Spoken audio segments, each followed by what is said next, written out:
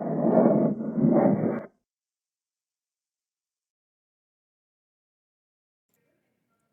everyone in Drafting 10.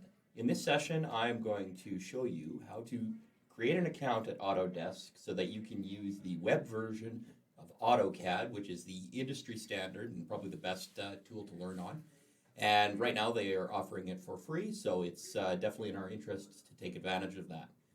So you will go to web.autocad.com/login, or you could just Google it, and then you will create a free account on that page.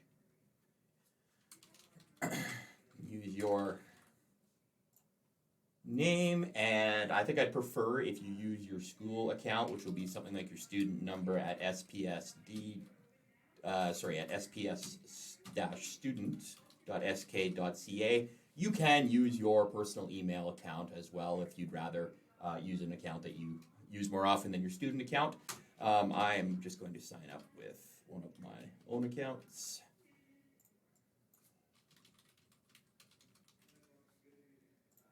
Create a password. Click the checkbox. Create account. Then it'll send you a verification email into your whatever email you provided, and you can go into that email and verify your account. So I'll just pause the video here so I can go into my email and do that. If you check your email account, you should get an email from Autodesk which says verify your email, and all you need to do is click the button. It'll open up into a window where you just type in your email again, type in your password again,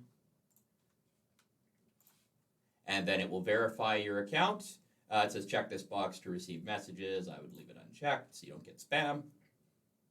And then it will redirect you to the web version of AutoCAD, which is where we will be doing all of our tutorial work and our live sessions, and basically learning how to do two-dimensional drafting in the course. Please let me know via email or live session if you have any questions or concerns, and I'll try to help you move forward with it.